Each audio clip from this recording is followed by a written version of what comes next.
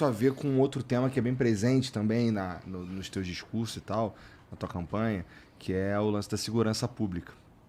E tem um aspecto nas tuas falas que tem a ver com o lance das câmeras nos policiais e tal. Isso é muito controverso, porque assim, eu tô errado em dizer que tu quer tirar as câmeras. Em parte. Então me explica um pouco aí qual que é a tua visão sobre especificamente as câmeras que tem com os policiais, porque parece que desde a implementação do lance das câmeras aí, as coisas têm melhorado um pouquinho, ou não, isso é falso? Vamos lá. Primeira pergunta que eu te faço é o seguinte, Igor. O cidadão está se sentindo mais seguro?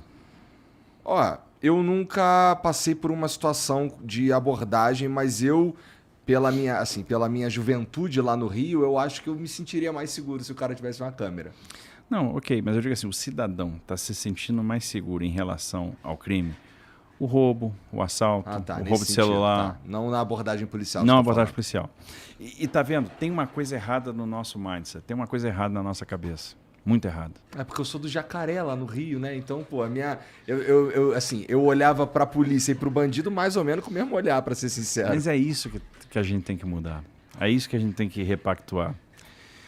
Eu tive uma conversa com moradoras, mães de periferia hoje à tarde. E esse tema veio e a gente trocou essa ideia. Foi bem rico, porque eu comprei uma posição que ela é super polêmica, super controversa. Apanho pra caramba, na mídia todo dia.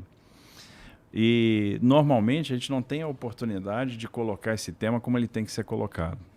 Então qual é a primeira ressalva que eu faço? Quando você fala das câmeras, quando eu critico as câmeras, qual é o primeiro argumento que todo mundo me coloca?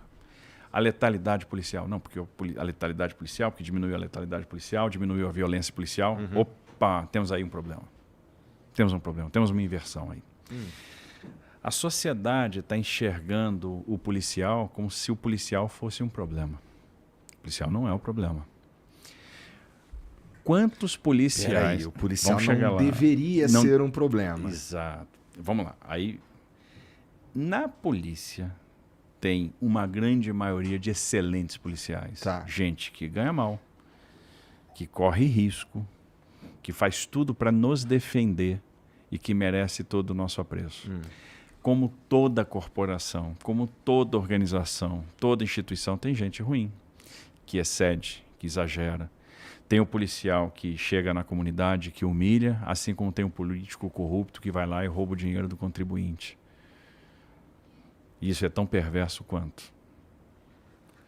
Né? Então, o que eu quero dizer? Primeiro, a gente não pode, na linha argumentativa, a primeira coisa que a gente coloca, o policial é mau.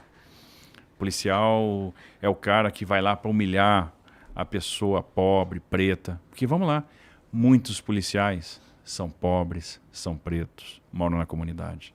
Então, o que a gente está falando? De gente como a gente. Gente que fez uma opção, fez um concurso, veste farda e está lá para me defender. Eventualmente, em ações da polícia, existem excessos? Existem. Eles têm que ser coibidos, a gente não pode tolerar. Então, tem uma relação aqui que é a seguinte. A sociedade tem que perceber que esse policial está vestindo farda para nos proteger. E o policial tem que perceber que esse cidadão precisa ser protegido e é quem paga o seu salário. Então, é uma relação aqui bionívoca. Né? Eu tenho que respeitar o policial que corre risco para defender a minha vida, a minha integridade física, a minha segurança. E, em compensação, esse policial tem que entender que não é porque a pessoa mora numa comunidade ou porque ela é preta que ela é suspeita, que ela pode ser humilhada. Então, a gente precisa repactuar essa relação. E aí, o que eu vejo? Bom, você botou a câmera, aí todo mundo diz, a letalidade de policial diminuiu. Mas aí a pergunta que eu faço logo na sequência, vem cá, a produtividade aumentou? A população está mais segura? E a resposta é não. Quando você pega os crimes que acontecem nas áreas de influência dos batalhões que estão usando câmera e compara com os crimes que acontecem nas áreas de influência dos batalhões sem câmera, você vai ver que os crimes aumentaram nas áreas com câmera. Tentativa de estupro, assalto à mão armada, roubo de celular. E empiricamente, analisando friamente analisando assim de uma forma preliminar esses dados, o que eu concluo? Dá para as pessoas analisarem esses dados em casa? Não. Dá. Dá? Dá para fazer uma pesquisa rápida e descobrir isso aí que você está falando? Dá. Tá. né? Então a nossa turma me alimenta desses dados, minha equipe que trabalha que me assessora na área de segurança pública, né, que tem levantado esses dados e me passado isso. Então, o que a gente vê nesse confronto? É que talvez eu tenha um problema de produtividade. Então, de certa forma, a Câmara começou a inibir o policial. E aí tem algumas razões para isso. Vamos supor que a pessoa que procurava uma guarnição para fazer uma denúncia, deixou de procurar essa guarnição para fazer a denúncia. Por quê? Porque ela fica com medo de denunciar um determinado crime, denunciar um local de esconderijo e, por estar com a sua imagem gravada, sofrer um dia uma retaliação. Mas isso é uma suposição. É uma suposição, tá. Mas a gente vai procurando analisar o problema sob todas as dimensões. Tá. Essa suposição, ela nasce da conversa com agente de segurança. Eu converso com o policial todo dia. Tá. Não tem um lugar que eu chegue, num lugar que eu veja um policial que eu não vá bater um papo com ele, que eu não vá pelo menos cumprimentá-lo. Bom, segunda questão. Às vezes a guarnição é vítima da isca. O que é a isca? É aquele menor infrator. É aquela pessoa que não vai ser presa de forma nenhuma, mas que aborda a guarnição, obriga a guarnição a fazer uma ocorrência, flagrante, levar para um distrito policial. Então, um menor que vai ser imediatamente liberado desmobilizou uma guarnição que estava num determinado local e aquilo abre caminho para a ocorrência de um determinado crime de maior potencial.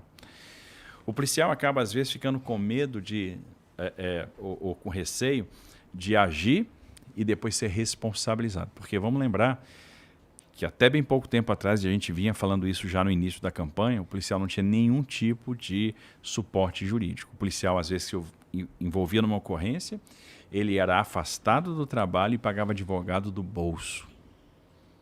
Então, essa realidade a gente tem que enxergar. E eu não sou dono da verdade, mas eu tenho que analisar esse problema sob todas as dimensões. Então, o que eu estou falando? Eu vou conversar com os especialistas na área de segurança pública para fazer uma análise muito profunda dessa questão das câmaras, para saber qual é o limite, se é bom, se é ruim, se tem que ser aperfeiçoado, como que a gente vai aperfeiçoar, o que nós temos aí de comparação com boas práticas internacionais, se tropa especial tem que usar ou não tem que usar. Então, essas questões que a gente tem que discutir. Usar ou não Rota, usar. por exemplo. Né, o choque, usar ou não usar. Aquela tropa que faz um enfrentamento de crime organizado, gente fortemente armada. Então, assim, eu quero aumentar a segurança do cidadão. Seja o cidadão do centro da cidade, seja o cidadão preto da periferia. Eu quero que eles tenham a mesma condição de segurança. Eu não vou admitir ninguém sendo humilhado, esculachado. Não. Isso é reprovável e aí a gente tem que ter uma corregedoria que funcione e puna exemplarmente. E a gente tem que repactuar essa relação. A sociedade tem que confiar na sua polícia. E a polícia tem que perceber que tem que prestar um bom serviço à sociedade. Talvez esse seja o teu maior desafio na questão da segurança pública. Você está propondo algo que foi construído ao longo de muito tempo, assim, até no próprio nascimento dessas forças policiais. E o que você está propondo aí é uma mudança cultural profunda. Mais ou menos. Porque, vamos lá. Pega a maioria da polícia. Vamos pegar a polícia de São Paulo. Herdeira da força pública, 190 anos de história, uma academia com 110 anos de existência. O que você tem? Profissionais, na sua grande maioria, extremamente bem preparados, extremamente bem treinados e motivados. São caras que ganham mal pra caramba. Ganham mal, porque o salário da polícia militar é inferior de outras polícias militares. São caras que demoram muito para ser promovidos. Às vezes eu encontro na rua aí um major, um tenente-coronel, eu fico constrangido, porque se esse cara fosse do Exército, ele era quase general. Né? Se eu pegar comparação com outras polícias, o cara já era general, já era coronel, já era coronel full. Então, os tempos de promoção são mais longos. O tempo de promoção do praça é muito longo. Você tem uma gratificação para o oficial, para o tenente que está numa função de capitão e não tem para um sargento que está na função de tenente. Então, tem uma série de distorções que nós temos que resolver. Nós temos que valorizar os policiais. Você pega a assistência médica desses caras, é horrível.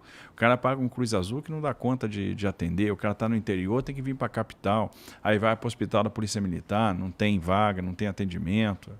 Então, a gente tem que começar a pensar como é que eu vou cuidar da saúde desse policial? Como é que eu vou cuidar da saúde mental desse policial? Né? Que é um problema. A depressão é um problema da nossa sociedade. A depressão está pegando a força policial. A gente tem que cuidar da saúde mental deles. Eu tenho que cuidar do salário, eu tenho que cuidar da mobilidade na carreira.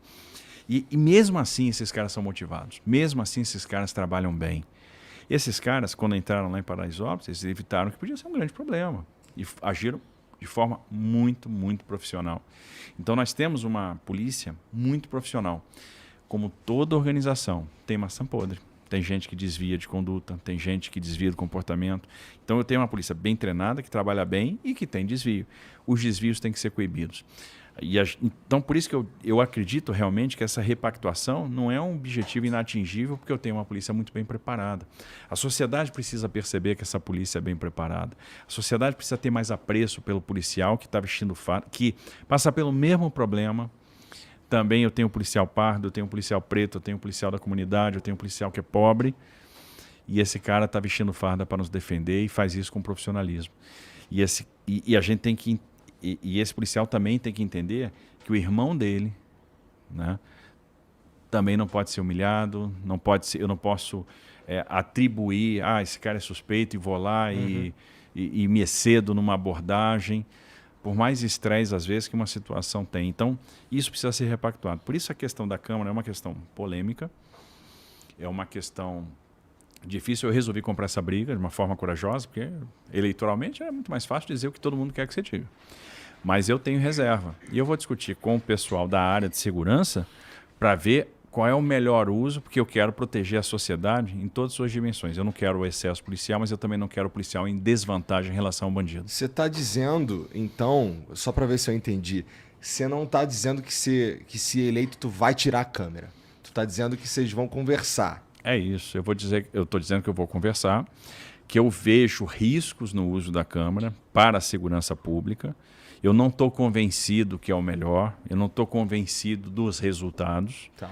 E eu vou conversar com você. Mas eu também não sou dono da verdade em nada. Uhum.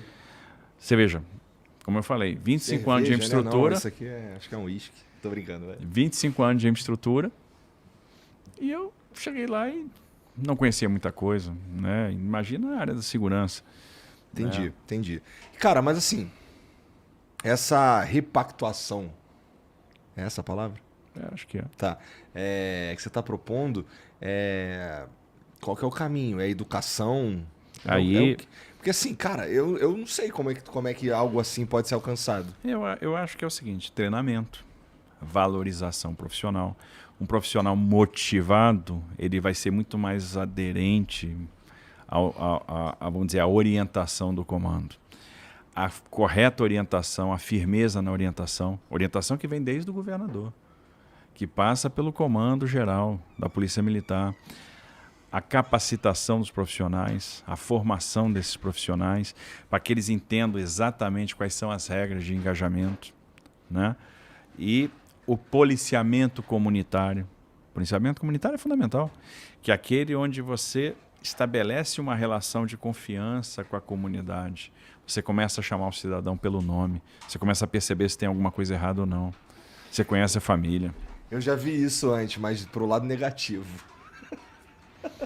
Pô, os caras parar o outro que já conhece ali, não sei o que, já pra dar uma apertada ali no crânio. Ali, e aí, uma política de Estado que valorize o profissional. Me impressiona muito quando você vai lá para fora, por exemplo, o tratamento que os veteranos têm nos Estados Unidos. Eu preciso dar um tratamento para esses policiais, porque eles são os responsáveis pela segurança pública. Eu acho que o policial enfrenta uma situação de alto risco e muito estresse e tem que ser valorizado, muito valorizado.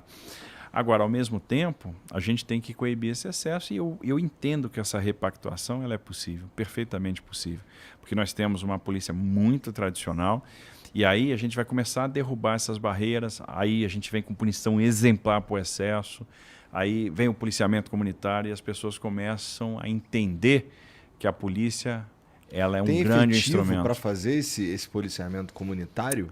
Bom, aí você tocou no outro ponto. O déficit de pessoal da Polícia Militar hoje está na casa dos 13 mil homens. Tá. Então a gente precisa ter uma programação de aumento de efetivo para dar conta do Estado. A população do Estado cresceu e o efetivo policial diminuiu. Então, a gente não vai conseguir ter um policiamento ostensivo mais próximo, uma relação comunitária, se a gente não aumentar o efetivo.